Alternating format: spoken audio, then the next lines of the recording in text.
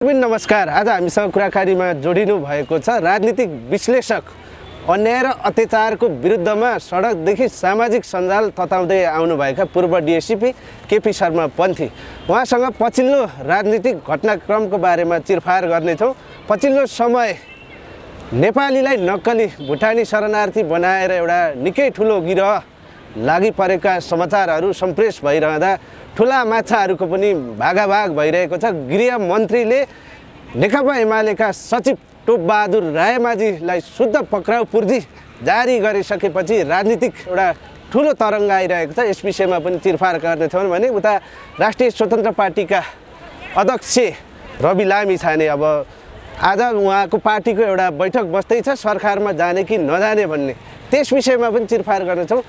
Sir, सम्पूर्ण मिडियामा स्वागत छ। धन्यवाद। जय जननी जय मातृभूमि। के छ, आराम हुनुहुन्छ? आरामै छ। बालेन शाहले भनेका थिए पुराना राजनीति गर्ने नेता र नयाँ नेता पनि सबै चोरै रहेछन्, फटानी हुन् भन्ने खोज्ने एउटा अभिव्यक्ति, सठिक अभिव्यक्ति आइरहेको थियो। यो पछिल्लो घटनाक्रम हेर्दाखेरि जसरी यो नक्कली भुटानी शरणार्थीका न्युजहरू आइरहेका छन्, यो विषयलाई कसरी लिनुभएको छ? देशले शान्ति, सुरक्षा, अमन, चयन, विधिको शासन, दण्डहीनताको अन्त्य र चाहिँ के भन्दा सर्वसम्पन्न शक्तिशाली नागरिकले समानुपातिक न्याय होस् भन्ने सवालमा आवाज आइरहेको अवस्था पनि हो। चुनावको प्रक्रियाले परिवर्तन चाहेको अवस्था पनि हो। अब बालेनजीले भनेको सठिक शब्दको यथार्थपरक सत्य पनि हो। तथापि चाहिँ के भन्दाखेरि अहिले आएर जुन यो नेपाली नागरिकलाई अब भुटानी शरणार्थी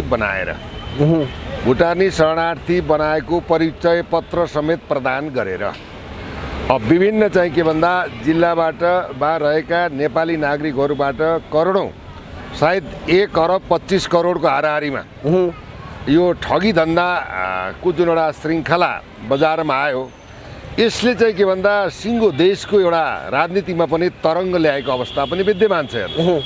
तथापि यो 2076 सालमा चाहिँ भनौँ 6000 समथिङ चाहिँ भुटानी शरणार्थीहरूलाई अमेरिका, बेलायत, विभिन्न पश्चिमा देशहरूमा लाने रणनीति अन्तर्गत रहेको अवस्था थियो भने त्यसैमा चाहिँ के भन्दा 145 जनालाई चाहिँ यो भुटानी शरणार्थीको रूपमा पठाउने चाहिँ एउटा पद्धतिको विकास पनि गरेका थिए र त्यही गृह मन्त्रालयको अब बालकृष्ण पन्थीको संयोजकत्वमा एउटा चाहिँ प्रतिवेदन तयार भएर बसिरहेको अवस्था पनि थियो।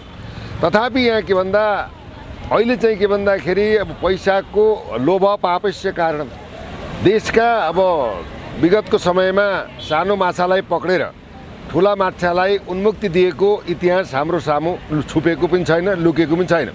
अहिले चाहिँ के भन्दा अहिले वर्तमान प्रधानमन्त्री पुष्पकमल दाहाल प्रचण्डज्यूले जुन एउटा अभिव्यक्ति जारी गर्नु हो, विगतका कमी कमजोरीलाई सच्याएर अब देश बनाउनुपर्छ र चाहिँ भ्रष्टाचारका फाइलहरू चाहिँ खोल्नुपर्छ र चाहिँ यस्ता चाहिँ के भन्दा गैर कानुनी धन्दामा फँसेका चाहे जोसुकै हुन्, राजनीतिक नेतृत्व नै किन नहुन्, उनलाई पनि कानुनी कठघरामा ल्याउनुपर्छ भनेर दिएको एउटा सन्देश।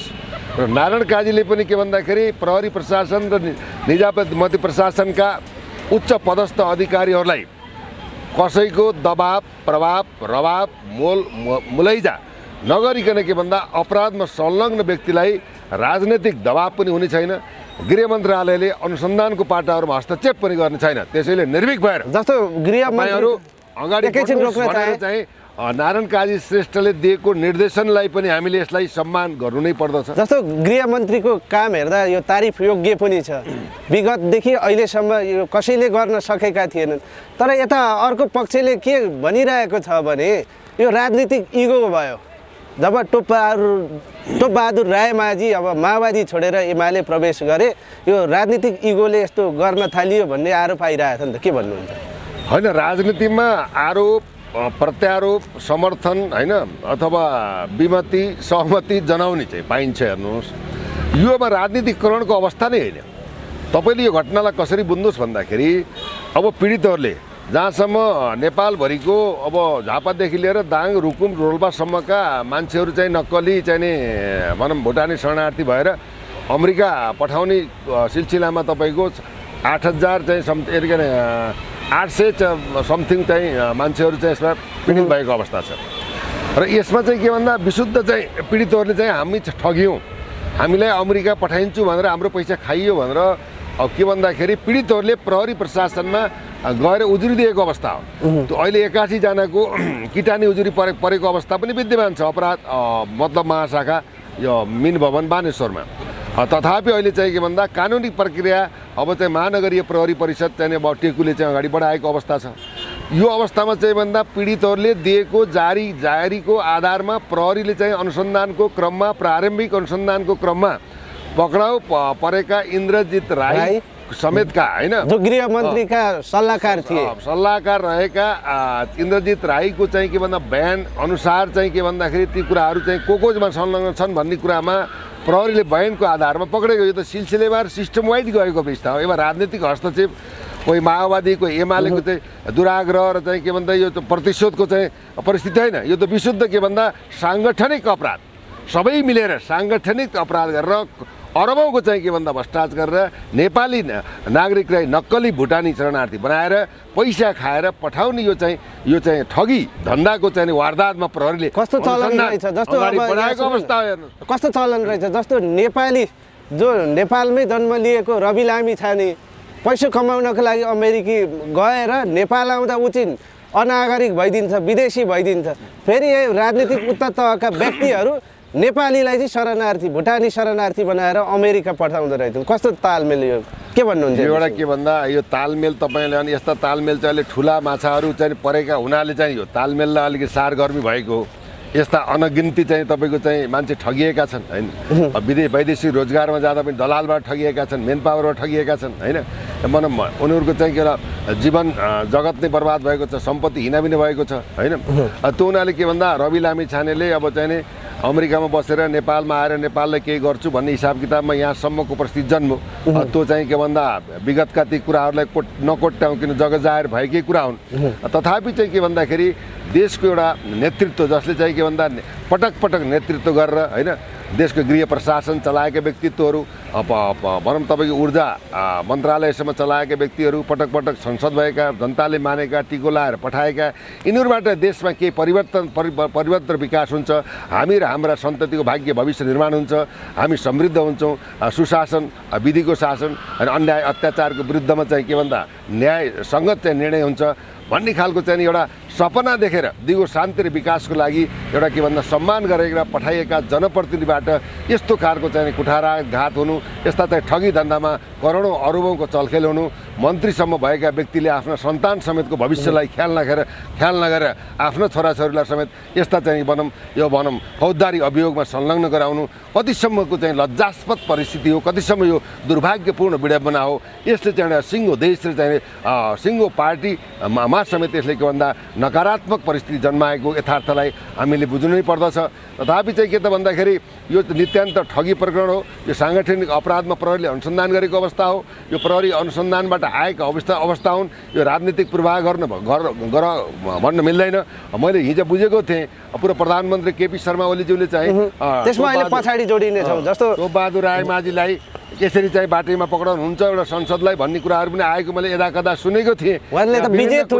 विभिन्न कुराहरूलाई अतिरञ्जित बनाएको पूर्व मन्त्री जस्तो मान्छेलाई पक्राउ पूर्ति गर्नु त्यस्तो धरपकड गर्नु त उहाँको इज्जत छैन, बेइज्जत भयो भनेर उहाँ प्रचण्डसँग गइसक्नु भएको थियो दबाब दिनलाई। तेरो प्रधानमन्त्री पदै ढालिदिन्छु भनिसक्नु भएको छ। प्रचण्डलाई प्रधानमन्त्री पद ढाल्नुभन्दा पनि वस्तुगत आधार के हुन्, निष्ठागत आधार के हुन्, प्रमाणको सामान्य तर्कले काम गर्दैन, फ्याक्ट के हो होइन, फल्स के हो, यी कुराहरूलाई इन्भेस्टिगेसन गर्ने चाहिँ नेपाल प्रहरी हो। नेपाल प्रहरीले चाहिँ मेरो तेरो नभनिकन जे जस्ता कुराहरू आउँछन् उसले चाहिँ सार्वजनिक गरेर संलग्न व्यक्तिमा इभेन देशको चाहिँ पूर्व प्रधानमन्त्री किन्नुहोस् पक्राउ गरेर कानुन दायरामा ल्याउने प्रहरी सक्षम छ।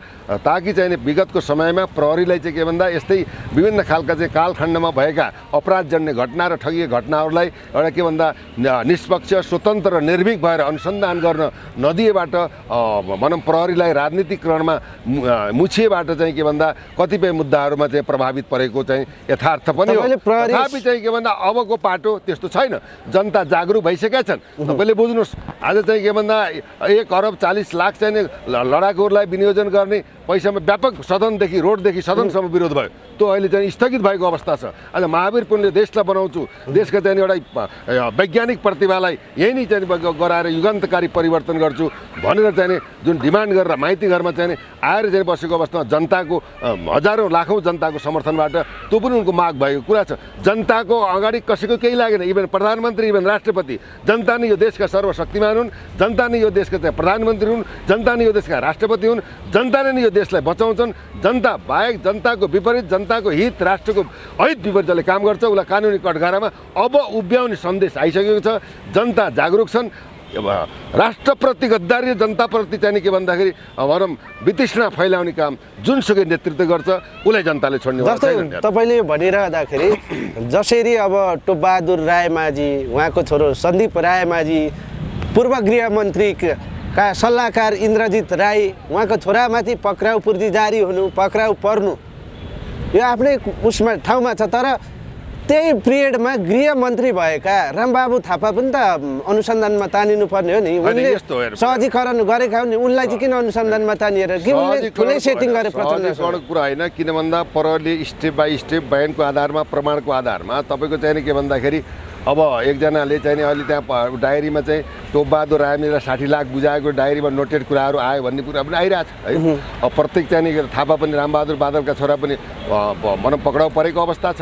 यसमा पनि अनुसन्धानको क्रममा रामबहादुर बादलप्रति पनि लक्षित हुनसक्छ, भोलि बालकृष्ण खाँडप्रति पनि लक्षित हुनसक्छ अनुसन्धानमा। यसै गरी पूर्व प्रधानमन्त्री केपी ओलीसम्म, किनभने उनको नेतृत्वमा उनको सरकार हुँदाखेरि भएको घोटाला काण्ड हो नि त्यो चाहिँ। त्यसमा पनि के भन्दा प्रधानमन्त्री केपी ओलीलाई पनि यस सम्बन्धी जानकारी हुनु पर्छ। त्यसमा पनि अनुसन्धानको दायरामा, प्रारम्भिक अनुसन्धानको दायरामा ल्याउन नसक्ने अवस्था हुँदैन, किन भन्दा कानुन सबैको नजरमा समान हुन्छ। समान कानुन भएको हुनाले यहाँको चाहिँ कुनै पनि नेतृत्व र व्यक्तित्व र चाहिँ इभन राष्ट्रपतिले पनि के भन्दा भनौँ अपराधजन्य घटनाहरू घटेमा कानुन प्रभावित हुन्छ, कानुन समान हुन्छ। एउटा साधारण व्यक्तिदेखि लिएर भनौँ प्रधानमन्त्रीसम्मलाई समान कानुनको प्रत्याभूति चाहिँ राज्यको संविधान एन कानुनले चाहिँ परिभाषित गरेको छ। कानुनको नजरमा समान भएपछि यहाँ पदीय गरिमा भन्दा पनि कानुनी दायरामा कसो ठहरिएमा चाहिँ प्रमाणत चाहिँ के प्रहरीले अनुसन्धानको दायरामा ल्याउन जोको ल्याइ पनि सक्छ। हेर्नुहोस् यो ध्रुव सत्य हो। तर के त भन्दाखेरि अब विगतमा साना माछा पक्रिन्थे अनि अहिले ठुला माछाबाट स्टार्ट भएको अवस्था पनि छ। यसमा अब तपाईँले हेर्नुहोस् 68 करोड चाहिँ तपाईँ मेगा 25 वार्डको सोलर काण्डमा जनार्दन शर्माले अनियमितता गरेको भनेका कुराहरू पनि तपाईँ बजारमा र पत्रिकामा आएको अवस्था छ। यसै गरी व्हाइट बडी काण्डमा शेरबहादुर देउपा पनि संलग्न भनेको कुरा पत्रिकामै सार्नु भएको अवस्था छ। कर्मश के त भन्दाखेरि अब तपाईँको चाहिँ यो मुद्दा र त्यो मुद्दा छुट्टै हो। त्यो भ्रष्टाचारको मुद्दा हो भने यो ठगीको मुद्दा हो, साङ्गठन ठगी अपराधको मुद्दा हो। त्यसैले यो मुद्दामा त्यो मुद्दा जोड्नु मिल्दैन। त्यसैले हाम्रो भनाइ के त भन्दा यो मुद्दामा जोसुकै चाहे पूर्व प्रधानमन्त्रीले यसमा संलग्नता किन्नुहोस्, एकदम के निर्भीक भएर एकदम देशको लागि, मुलुकको लागि, जनताको चाहिँ आवाजलाई, यो धरतीमा चाहिँ भएको विसङ्गति, विकृति, भ्रष्टाचार, अन्याय, ठगी धन्दालाई एउटा निर्मूल पार्नको लागि प्रहरीले चाहिँ अदम्य साहससहित प्रमाणसहित अगाडि बढोस् भन्ने शुभकामना पनि दिन चाहन्छु। र यसै गरी सुन्नुहोस्, अब चाहिँ के भन्दा व्हाइट बडी काण्डमा चाहिँ संलग्न जुनसुकै नेतृत्व होस् उसलाई पनि कारवाही गर्नुपर्छ। तपाईँको चाहिँ के भन्दाखेरि 4G को घोटालामा जो संलग्न छ त्यो 12 अरबको त्यसमा पनि कारवाही गर्नुपर्छ। 33 किलो सुनमा जो संलग्न छ त्यसलाई पनि कारवाही गर्नुपर्छ। बुझ्नु नै प्रचण्डका पनि त छन् नि क्यान्टोनमेन्टमा घोटाला गरेको, उहाँका फाइल चाहिँ खुल्दैन नि अब। फाइल सबैको खुल्छ, किन भन्दाखेरि उहाँले भन्नुभएको छ यदि म पनि दोषी छु भने कारवाही गर्ने भनेर अहिले सम्मानित प्रधानमन्त्रीले अभिव्यक्ति दिएको अवस्था पनि छ। तर रहेको के भन्दा अब कराएर चिच्याएर त भएन, प्रमाण हुनु पर्यो, जाहेरी हुनु पर्यो, आधार हुनु पर्यो, तुक हुनु पर्यो, जसले के जस्टिफाई हुनु पर्यो। यो गलत हो भन्ने खालको भनेर चाहिँ प्रमाण योग्य कुराहरू आउँछ भने सबै चाहिँ नेतृत्वले चाहिँ यस्ता चाहिँ अक्षम्य राष्ट्रिय अपराधलाई स्वीकार गरेर सहज रूपमा चाहिँ कानुनलाई सहयोगी भूमिका निर्वाह गरेर चाहिँ के भन्दाखेरि तपाईँको चाहिँ प्रहरीलाई सहयोग गर्नुपर्दछ। अहिले सुन प्रत्येक तामाङ, सन्दीप अब रायमाझी, टोपबहादुर रायमाझी, यसै गरी त्यो के भन्दाखेरि तपाईँ गोपाल नारायण चाहिँ पाण्डे जो पहिला गृह सचिव नै थिए उनीकै काण्डमा उनले चाहिँ समय कति बलवान छ। आज समय कति बलवान छ। आज चाहिँ के भन्दा टेकराज नारा पाण्डेले जुन सशस्त्रको आइजीले चाहिँ होइन नेपाल प्रहरीको आइजीलाई फुली लगाइदिएका थिए, त्यो समय थियो भने आज चाहिँ उनी अब कानुनी रूपमा कठघरामा उभिएर अनुसन्धानको दायरामा परेछन्। इभेन अहिले उपराष्ट्रपतिका चाहिँ उनी सल्लाहकार पनि हुन्। त्यसैले 7 जना पक्राउ भएको अवस्था छ। अब यो घटनाको मतलब अनुसन्धानको क्रममा लहरो तान्ता पहरो गरिदिन्छ भने जस्तै अझै दर्जनौँ चाहिँ के भन्दा नेतृत्वहरू भनौँ बिचौलिया होइन जो मध्यस्थकर्ताहरू पुरै के भन्दा बिस्तारै तानिने अवस्था रहेको चाहिँ हामीले चाहिँ यसलाई मतलब यो घटना प्रकरणलाई सूक्ष्म रूपबाट हामीले अध्ययन मनन र अनुसन्धान गरिरहेको अवस्था पनि हेर्नु। जस्तो यो ठगी प्रकरणमा जुन जुन व्यक्तिहरू पक्राउ परिरहेका छन् होइन जसलाई पक्राउ पूर्ति जारी गरिएको छ छानबिन भएर तिनीहरू दोषी देखियो भने चाहिँ कस्तो कारबाही होला डिएसपी? यस्तो हेर्नुहोस् अब के छ भन्दाखेरि प्रमाण होइन प्रमाणको भारले जस्तै मैले 1 करोड ठगेको छु भने त्यसको चाहिँ अब कानुनी प्रक्रिया भनौँ त 1 करोडको बिगो बराबरको जेल सजायका अवस्था पनि विद्यमान हुन्छ। यदि मैले 10 लाख ठगेको छु भने भनौँ किन भन्दा उसको प्रमाणको भारको आधारमा धरोटीमा छुट्ने पीडितहरूले बाट चाहिँ लिएको पैसा फिर्ता गर्ने र चाहिँ जरिमाना गर्ने यी पाटाहरू छन् र यसलाई ठगी अन्तर्गत चाहिँ मुद्दा साङ्गठनिक त्यहाँदेखि एउटा ठगी चाहिँ अपराधको रूपमा प्रहरीले अनुसन्धान अगाडि बढेको छ। यो अनुसन्धान सम्पूर्ण सिद्धिए पश्चात चाहिँ सरकारी वकिल मार्फत जिल्ला अदालतमा चाहिँ यो फाइल मिसिल जान्छ। फाइल मिसिल गइसकेपछि तपाईँको चाहिँ न्यायमूर्तिले भनौँ प्रमाणको भारलाई हेरेर चाहिँ त्यहाँबाट के भन्दा फैसला कैद सजाय जरिमाना धरोटी यावत कुराहरूको चाहिँ अब भनौँ एउटा निर्णायक भूमिका चाहिँ सम्मानित न्यायालयको न्यायमूर्तिमा नै रहन्छ। जस्तो योभन्दा अगाडि पुराना पार्टीका वृद्ध नेताहरूभन्दा एउटा छुट्टै राष्ट्रवादी छवि बनाएका एमालेका अध्यक्ष पूर्व प्रधानमन्त्री केपी ओली जुन आफ्नै सचिव टोपबहादुर रायमाझीलाई जसरी एउटा पोथी कुखुराले चल्लालाई चिलाएपछि छोपेर जोगाउँछ नि ओथारेर त्यसै गरी बचाउन प्रचण्डलाई भेट्न गएका थिए। अब पछिल्लो पिरियड अब राजनीतिक विरासत गुमाएका हुन् त केपी ओलीले के भन्नुहुन्छ? होइन केपी ओलीको के छ भन्दा अब चाहिँ नि अन्य नेतृत्वभन्दा अब केही गर्छन् कि भन्ने जनताले झिनो आशा गरेको हेर्नु सत्य बोल्नु पर्दछ। तथापि उहाँ पनि विभिन्न काण्डमा चाहिँ नि अब तपाईँको चाहिँ नि मुछिएको अवस्था पनि छ। महाकाली सन्धिदेखि लिएर विगतलाई हेर्ने भने एमसिसीदेखि लिएर सबले समर्थन गरेको अवस्था हो। उहाँ चोखो चाहिँ हुनुहुन्न। तर रहेको कुरो के भन्दा प्रहरीले अनुसन्धान गर्ने क्रममा टोपबहादुर रायमाझीलाई म बोकेर हिँड्छु भनेर भन्नु उहाँको चाहिँ के भन्दाखेरि राजनीतिक चाहिँ के भन्दा एउटा विज्ञता र राजनीतिक निष्ठाको एउटा के भन्दाखेरि यो गलत चाहिँ व्याख्या र अपव्याख्याको रूपमा उहाँलाई पनि अहिले चाहिँ यो सम्बन्धमा चाहिँ अहिले विवादास्पद रूपमा जनताले चित्रित गरेको अवस्था छ। तथापि उहाँको चाहिँ कार्यकालमा भएका चाहिँ काण्डहरू पनि त्यहाँ भएको काण्ड हुनाले नेतृत्वले चाहिँ अब के भन्दाखेरि आफ्नो संसदले गरेका कुकर्मका कुराहरूलाई पनि अनुगमन निर्देशन र अब्जर्भेसन गर्नुपर्ने उहाँको पनि दायित्व हुन्छ। र चाहिँ यो घटनामा अब प्रहरी अनुसन्धानमा बाधा विरोध पुर्याउनु नै कानुनलाई अपमान गरेको भन्ने हाम्रो विश्लेषण रहेको छ। जस्तो पछिल्लो पिरियड एउटा गृहमन्त्री नारायण काजी श्रेष्ठले एउटा राम्रो काम गरेर देखाइरहेका छन्। यो उहाँको काम कदमलाई चाहिँ कसरी निहाल्नुहुन्छ? होइन नारायण काजीको होइन त्यो कसैले अब यो दुधले नुहाएको त कोही पनि छैन हेर्नुहोस् होइन। अब त्यो कुरो नगरौँ। तथापि चाहिँ के भन्दा अहिलेको परिस्थितिलाई मध्यनजर राखेर एउटा बाल ब्रह्मचारी होइन बाल ब्रह्मचारी चाहिँ नि हाम्रो गृहमन्त्रीज्यूले जुन एउटा निष्ठासहित चाहिँ नि यो कुनै मलाइजा हुँदैन जोसुकै होस् कारबाही गर्नुपर्छ राजनीतिक दबाब हुँदैन म साथमा छु भनेर जुन एउटा अडिग लिनुभएको छ यस मानेमा उहाँ चाहिँ नेपाली जनता माझ यो घटनाक्रमले गर्दा उहाँ चाहिँ सम्मानित र चाहिँ के भन्दा अहिले मर्यादित रूपमा उहाँको चाहिँ सबैबाट प्रशंसा भएको छ। यो मानेमा म पनि उहाँलाई बधाई नदिइराख्न सक्दैन। उहाँलाई बधाई छ शुभकामना। तर चाहिँ के भन्दा अब हायर पावरबाट दबाब प्रभावमा नपरेर आफ्नो खुट्टा र कुर्सी नकमाउनु होला नारायण काजी श्रेष्ठज्यूलाई म चाहिँ ध्यान आकर्षण र तपाईँको टेलिभिजनद्वारा उहाँलाई अनुरोध र साथ समर्थन पनि जनाउन चाहन्छु। जस्तो पछिल्लो पिरियड धेरैले चाहिँ के तर्क गरिरहेछन् भने यो एउटा लालीपप देखाए जस्तो मात्रै हो। जसरी राष्ट्रिय स्वतन्त्र पार्टीको घन्टी निकै बेजोडले बज्यो पुराना पार्टीसँग जनताहरू फ्रस्ट्रेट भइसकेर त्यता ढल्किएपछि त्यो घन्टीको आवाजले कान मात्रै खुलेको यो देखावटी कदम मात्रै हो पछि केही काम गर्न सक्दैनन् भन्छन् नि त के भन्नुहुन्छ? यसमा निश्चय पनि तपाईँको स्थानीय निर्वाचनबाट बालेन हर्क र चाहिँ गोपी हमाल होइन अब जस्ता चाहिँ मान्छेहरू चाहिँ स्वतन्त्र रूपमा जनताले चाहिँ यिनीहरूले गरेको कुकर्मबाट वितृष्णा भएर अघाएर वाक्क दिक्क भएर चाहिँ स्वतन्त्र व्यक्तित्व र युवाहरूलाई रोजेको र अहिलेको चाहिँ उपनिर्वाचनले पनि अब समग्र रूपमा अब यी टेस्टेड अनुहारहरू पटक पटक फेल भएका अनुहारहरू पटक पटक चाहिँ के भन्दा 5औं पटक 2 पटक 3 पटक 4 पटक मन्त्री प्रधानमन्त्री भएका अनुहारबाट यो देश बन्दैन। यो देशको चाहिँ सुरक्षा र समृद्धि पनि हुँदैन। यो देश चाहिँ सुरक्षित रहँदा पनि रहँदैन।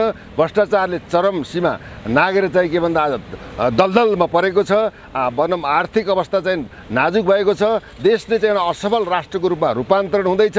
त्यसैले यी अनुहारलाई अब विरासत र सत्ता कुर्सी दिनु भनेको के भन्दा आफ्नो चाहिँ टाउकोमा आफूले बन्चरो हान्नु हो। त्यसैले चाहिँ नि अब भनौँ युवाहरूले देश चलाउनु पर्छ भनेर अहिले चाहिँ रवि लामिछाने प्रति एउटा जनताको लहर समर्थन र चाहिँ एउटा सदासहायता छ। त्यसलाई चाहिँ त्यसले पनि एउटा सङ्केत दिएको। रविको चाहिँ हातमा के छ भन्दा दुईटै हातमा लड्डु छ।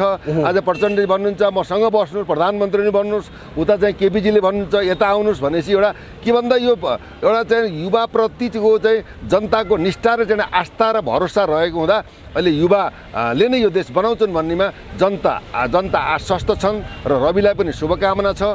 सायद आज उहाँको केन्द्रीय कमिटीको मिटिङ चाहिँ उहाँकै केन्द्रीय कार्यालय चाहिँ वसुन्धरामा बस्दैछ।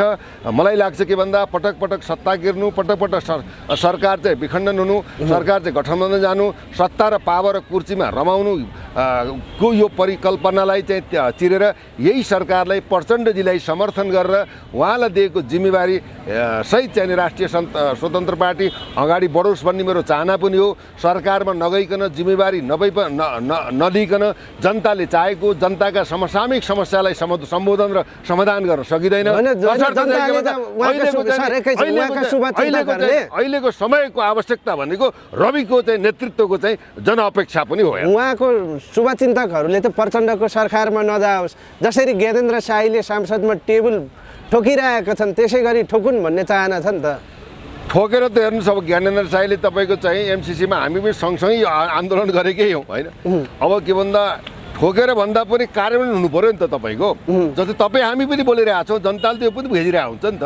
अब चाहिँ मैले भने के भने अब चाहिँ काठमाडौँको मेयर बालेन, हर्क साम्पाङ, राजेन्द्र चाहिँ लिङदेल, अब ज्ञानेन्द्र शाही, रवि लामिछाने जस्ता चाहिँ नि युवाहरू एकीकृत भएर फुटेर होइन जुटेर चाहिँ यो देश बनाउँछौँ भनेर चाहिँ अगाडि बढ्ने हो भने 5 वर्षमा चाहिँ नि युरोपेली देशको दाँजोमा हाम्रो देश पुग्ने सम्भावनाहरू यही राजनीतिक धरातलमा होइन, यही राज्य व्यवस्थामा, यही सरकारको पेरिफेरीमा रवि लामिछाने प्रवेश गर्दाखेरि युज एन्ड थ्रो जस्तो टेबल टेनिस बल जस्तो होला नि त। एउटाले यताबाट हान्छ, अर्कोले उताबाट हान्छ। योभन्दा पहिला के भन्दा सङ्घीयता खारेज हुनुपर्छ, उपराष्ट्रपति उपसभ सबै हटिनुपर्छ, सबै सल्लाहकार हटिनुपर्छ, 110 जनाको संसद हुनुपर्छ होइन। तपाईँको चाहिँ के भन्दाखेरि अब रविले पनि सङ्घीयता मानेको अवस्था छैन। सङ्घीयता रविले माने भए सङ्घीयता भनौँ प्रदेशमा किन उम्मेदवार उठाएन तपाईँले बुझ्नुहोस् न। यसलाई भनिन्छ राजनीति। हेर्नुहोस् रविले जानेनन् रे त्यतिखेर त्यो के प्रोसेस मिलाएनन् रे, निर्वाचन आयोगमा के दर्ता गर्नु पर्थ्यो रे त्यो गरेनन् भन्ने आरोप पनि आइरहेको छ। तपाईँको चाहिँ सङ्घीय चाहिँ निर्वाचनमा प्रोसेस मिल्ने अब प्रदेशमा नमिल्ने भन्ने कुरा होइन। हेर्नुहोस् एन के हुन्छ, जसरी हुन्छ देश बन्नु पऱ्यो। हेर्नुहोस् यो पार्टी आस्था सिद्धान्त विचार भन्दा पनि देश बन्नु पऱ्यो। एक छाक चाहिँ अब जनताले खाएर चाहिँ मजासँग चाहिँ भनौँ डकारेर चाहिँ निद्रामा सुत्नु पाउनु पऱ्यो, सुरक्षित हुनु पऱ्यो, कसैको पराधीन हुनु भएन, कसैको दासत्व स्वीकार गर्नु भएन। नेतृत्व पनि कोही सिआईको एजेन्ट, कोही रको एजेन्ट, कोही एएसआईको एजेन्ट भएर देशको बर्बादीतिर जानु भएन। देशको भू सम्पदालाई संरक्षण गर्नु पऱ्यो, प्राकृतिक सम्पदालाई जोगाउनु पऱ्यो, पराधीन नभएको देशलाई सुरक्षित र संरक्षित गरेर सम्पूर्ण सबै चाहिँ बहुजन हिताय बहुजन सुखायको रूपमा नीति निर्देशन नियम कानुन बनाएर यो देशलाई सबल सक्षम र चाहिँ विश्वमा एउटा युगान्तकारी परिवर्तन हुने र समृद्ध भएको हुने देशको रूपमा रूपान्तरण गर्न लाग्नु पर्यो। होइन भने के भयो अबको अवस्थालाई पनि सही समयले कसैलाई पर्खिँदैन। यो समयलाई हामीले चाहिँ क्याच गर्न सकेनौँ र नेतृत्वले यसलाई चाहिँ यो समयमा प्रति नजरअन्दाज गर्यो भने तपाईँ हाम्रो भविष्य र देशको मुलुकको नक्सा भोलि भूगोलमा खोल्न पर्ने अवस्था नआओस् भनेर चाहिँ अधिकार सम्पन्न नेतृत्वहरूले, जनमत प्राप्त व्यक्तित्वहरूले देश र राष्ट्रको हकमा आफू समर्पण भएर निष्ठासहित अगाडि बढ्न अपिल र अनुरोध पनि गर्न चाहन्छु। अलिकति रोके सर, तपाईँले जुन उठाउनु भयो, जुन रवि लामिछानेले प्रदेशमा सांसद उठाएनन्, उनले सङ्घीयता चाहेनन्, त्यतिखेरको उनको यो योजना पनि ठिकै थियो। तर पछिल्लो पिरियड अब यो व्यवस्था यही ठिक छ, अवस्था परिवर्तन गर्नुपर्छ भनेर मुड चेन्ज गरिसक्यो नि त। फेरि सङ्घीयतातिर गइसके त रवि लामिछाने। त्यो राजनीति भनेको तपाईँको के भन्दा गायत्री मन्त्र होइन कि हेर्नुहोस्, राजनीति भनेको सम्भावनाको खेल हो। जनताको जनआवाज जनसमर्थ जनताको चाहनालाई हरेक नेतृत्वले समर्थन गर्नुपर्दछ।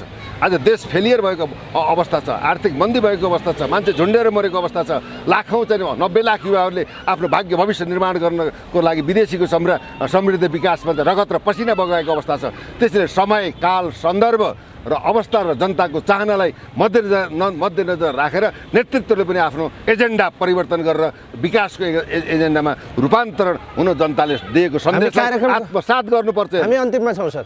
जाँदा जाँदै यी भ्रष्ट दलाली नेता र यिनीहरूका आसेपासेहरूलाई चाहिँ कस्तो कारबाही हुनुपर्छ ठ्याक्कै बताइदिनुहोस् त। वास्तवमा हाम्रो भनाइ त के त भन्दा देशमा भ्रष्टाचार गर्ने, बलात्कार गर्ने, देशद्रोह गर्ने यस्ता चाहिँ भ्रष्टाचारीहरूलाई त्यो के भन्दा on the spot death penalty फाँसीमा झुन्डाएर चाहिँ मार्नुपर्ने कानुनको चाहिँ व्यवस्था गर्नुपर्ने हामीले भन्दै आएका हौँ। तथापि यसमा कोही मन्त्री, प्रधानमन्त्री, पूर्व मन्त्री, संसद, ठेकदार, बिचौलिया, भनौँ पूर्व चाहिँ उच्च अधिकारी अहिले भएका जो छन् सबलाई चाहिँ के भन्दा इन्तु किन्तु परन्तु पूर्णविराम फुल स्टप नभइकन एकदम चाहिँ के भन्दा एउटा दृढताका साथ देशलाई मातृभूमिलाई साक्षी राखेर आफ्नो कर्म र आफ्नो धर्म आफूले पाएको पदको पदीय जिम्मेवारीलाई नेपाल सरकारका नेतृत्व र नेपाल प्रहरीले चाहिँ के भन्दा अब्बल तरिकाले चाहिँ अनुसन्धान गरेर जोसुकै होस्, यसमा चाहिँ विगतमा प्रधानमन्त्री भनेर भइसकेको मान्छे पनि किन नहुन्, ती सबैलाई के भन्दा कानुनी कठघरामा ल्याएर प्रमाणको आधार पूर्वाग्रह होइन प्रमाणको आधारमा के भन्दा कानुनी कठघरामा पुर्याएर